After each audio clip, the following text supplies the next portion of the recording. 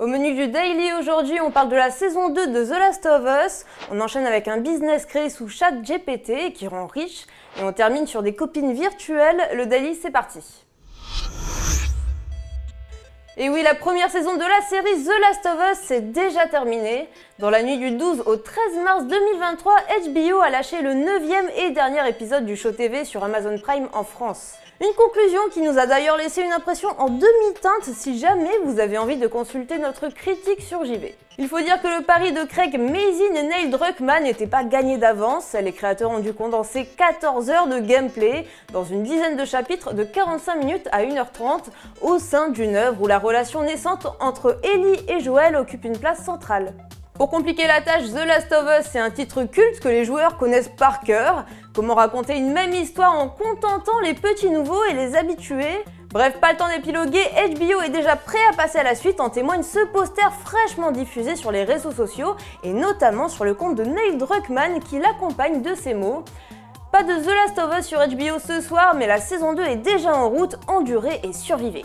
Sur le poster, on peut voir un avant-bras assez musclé qu'on devine être celui d'Abby, antagoniste principal de The Last of Us Part 2. Dans sa main, elle tient un marteau qui clairement ne présage rien de bon. Comme vous le savez certainement, la seconde saison de The Last of Us adaptera le second jeu de la franchise de Naughty Dog, et d'après le showrunner Craig Mazin, elle prendra également des libertés par rapport à l'œuvre originelle.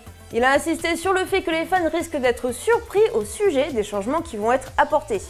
En même temps, The Last of Us Part 2 propose une structure assez particulière qui fonctionne en jeu, mais que l'on voit mal s'adapter à une série.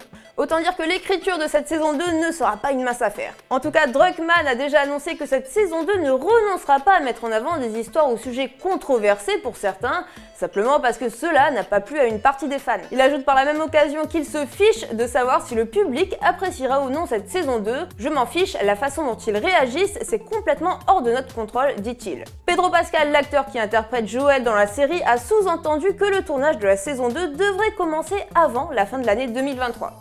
L'écriture du scénario devrait donc, selon toute vraisemblance, être bouclée d'ici quelques mois. Pour ce qui est de la diffusion, on peut donc espérer une date pour l'année 2024, voire 2025. Encore faut-il qu'il n'y ait aucun souci de calendrier. Avant de passer à la suite, on vous annonce les gagnants Famitsu Dengeki Game Awards 2022, grande cérémonie japonaise dédiée aux jeux vidéo. Et bien sûr, les jeux Switch sont ressortis victorieux de l'événement. Xenoblade Chronicles 3 a remporté la convoitée catégorie du meilleur RPG, Pokémon Violet Écarlate remporte les catégories meilleur scénario et meilleur personnage, et Splatoon 3 celle du meilleur jeu d'action. Sonic Frontiers repart quant à lui avec le prix de meilleur jeu d'action-aventure. Sans surprise, The Legend of Zelda Tears of the Kingdom a également été nommé comme le jeu le plus attendu de 2023. Il y avait aussi quelques titres occidentaux qui sont repartis gagnants. Elden Ring de From Software a reçu plusieurs prix, dont celui du jeu de l'année, devant Monster Hunter Rise Sunbreak. Stray, qui a d'ailleurs récemment reçu un Pégase de jeu de l'année, a reçu le prix de jeu indé de l'année. Et on passe au prochain sujet. Il fallait que ça arrive et on n'est pas tellement surpris, un designer américain, Jackson Greathouse Fall, a demandé à GPT-4 de l'aider à faire fortune avec un budget de 100 $. Une histoire racontée sur Twitter et relayée par nos confrères de Numérama. GPT-4, juste pour rappel, c'est la dernière version de l'intelligence artificielle développée par OpenAI, plus puissante que jamais et utilisée pour ChatGPT. Sur Twitter, donc, Jackson commence par raconter « J'ai donné à GPT-4 un budget de 100 $ et lui ai demandé d'en faire le plus d'argent possible. J'agis en tant que liaison humaine, achetant tout ce qu'il dit. Pensez-vous qu'il sera en mesure de faire des investissements intelligents et de créer une entreprise en ligne ?» Ni une ni deux, Jackson obtient son plan en quelques secondes. Créer un site de e-commerce affilié proposant du contenu autour de produits écologiques et durables. ChatGPT va loin, il a même proposé un nom de domaine, greengadgetguru.com. Nous partons pour faire les courses, dit alors Jackson. Après avoir créé son logo via DALL-E, Jackson demande à GPT de prendre des décisions pour tout du contenu de la mise en page. L'IA s'est exécutée et il va donc de ses petits conseils en soumettant même un logo accrocheur et simple. Devenez écolo avec Green Gadget Guru. Leur premier contenu, le voici, 10 gadgets de cuisine écologique indispensable pour une cuisine durable. Les images hyper réalistes ont cette fois été créées par Midjourney. Jackson est maintenant pleinement convaincu, il poursuit son bonhomme de chemin. GPT a parlé, annonce-t-il, nous allouerons exactement 40 $ aux publicités Facebook et Instagram. Et ni une ni deux, le site est en ligne. Encore beaucoup à faire, mais le robot m'a dit de publier, dit Jackson. Et en effet, si le résultat est très convaincant, aucun des boutons du site ne marche encore, mais c'est l'engouement du post de Jackson qui va faire fonctionner la machine. Les messages postés sur Twitter ont attiré des investisseurs qui ont rajouté des centaines de dollars à l'apport initial. Après une journée seulement d'existence, Green Gadget Guru a 1378,84 dollars à sa disposition et un investisseur a même acheté 2% des parts de l'entreprise pour 500 dollars, la valorisant à 25 000 dollars. Et pour le moment, Green Gadget Guru n'a fait aucune vente.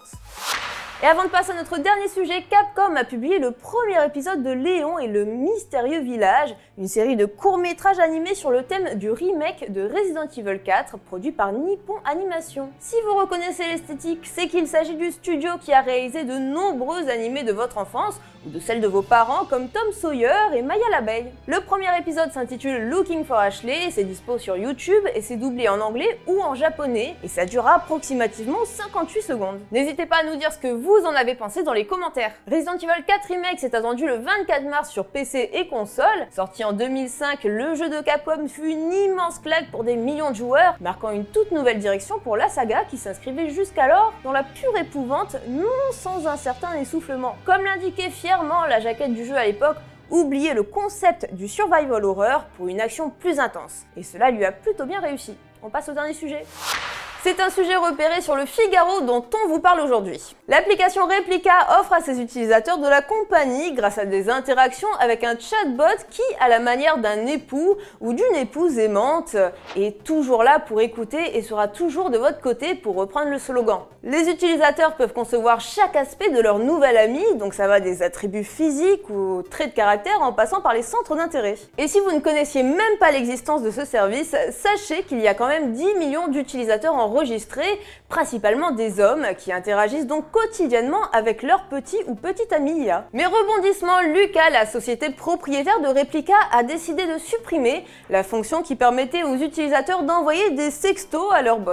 Et autant vous dire que ça a créé quelques crises de nerfs puisque beaucoup s'en servaient pour leur jeu de rôle érotique. Désormais, dès que quelqu'un souhaite avoir une conversation à caractère amoureux ou sexuel avec le robot, celui-ci sort des phrases du style « Je ne me sens pas à l'aise, peut-on parler d'autre chose ?» ou encore « Restons à des choses simples, tu veux bien ?» de quoi susciter un malaise certain dans la conversation. Et forcément, ce revirement de situation crée un petit choc chez les utilisateurs qui ont l'habitude de converser de manière torride avec leurs bots depuis des mois. La fonction de sexting était dispo pour 70 $ par mois et les utilisateurs pouvaient même demander des nudes plus ou moins explicites de leurs bots.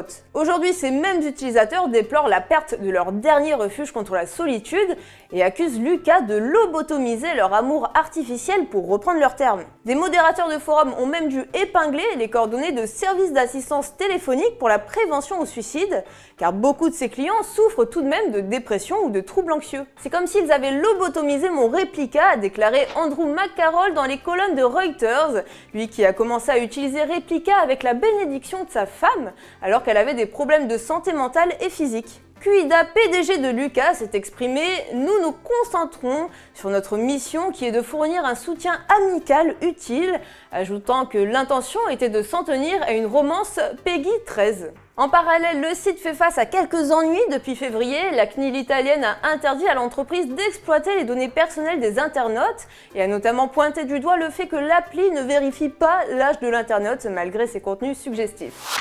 Le Daily c'est fini, place au sondage. Vendredi, on vous posait cette question, aimeriez-vous incarner deux personnages différents dans Assassin's Creed Red, à savoir le shinobi et le samouraï? Résultat, 43% répondent « je m'en contrefiche de manière abondante », 41% veulent incarner les deux, 9% se contenteraient mieux du shinobi et 7% préfèrent se focus sur le samouraï. Nouveau jour, nouvelle question, s'enrichir grâce à ChatGPT, vous en pensez quoi? Réponse 1, quelle idée grandiose. Réponse 2, je trouve ça complètement immoral.